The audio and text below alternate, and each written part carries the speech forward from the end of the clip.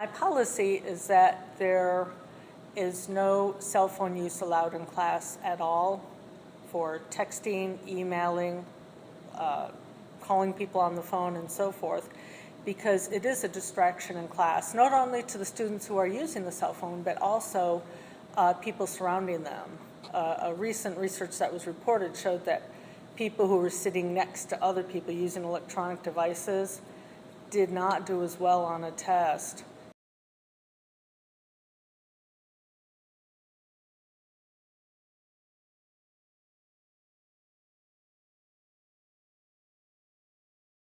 Snapchat. I definitely have to say Snapchat. Instagram or Twitter? Reddit the most. Probably Twitter.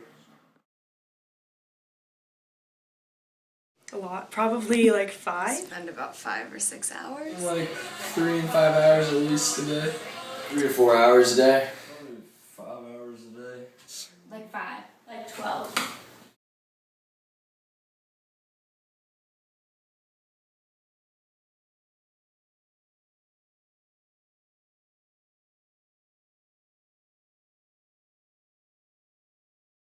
People are on it all the time, and you're a lot more likely to talk to someone online than you are face-to-face nowadays. It does both good and bad.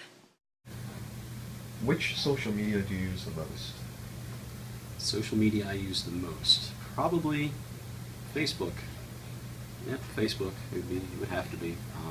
Not just because I use it for classes, but I mean, most of my family and friends are not in South Carolina, and as a lot of people use Facebook, I use it because I can keep tabs on people and catch up and see pictures and all that kind of stuff. So, Facebook would be what I use the most.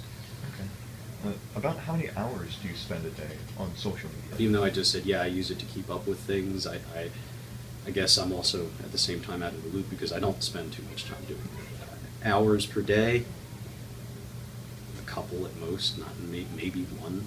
Okay. I have too much other things that I have to do, usually is what it is. Okay. So overall, what would your take be on social media, coming from a person, like first, individually? I mean, at first, when it first came out, it was like really interesting, and the fact that at a time where having online storage of files was very difficult to get, now you have these places where you could keep all of your pictures. It was like a depository or something like that, where you can just, there it is.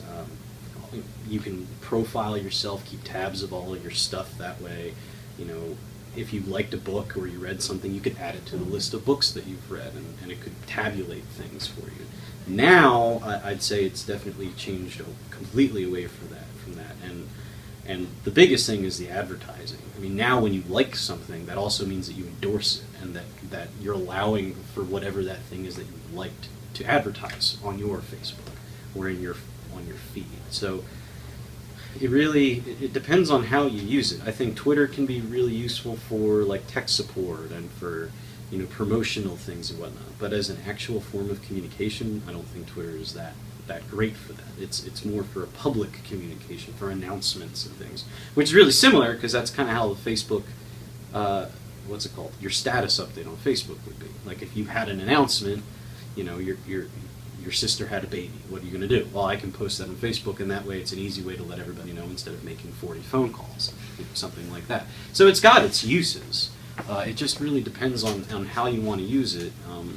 And if you look at it that way, it can totally take a negative spin on things, as many people will point out. It can make relationships and people more distant. It can damage language and how people actually type and talk to each other. But at the same time, it can also allow for people to be brought closer together and all that kind of stuff.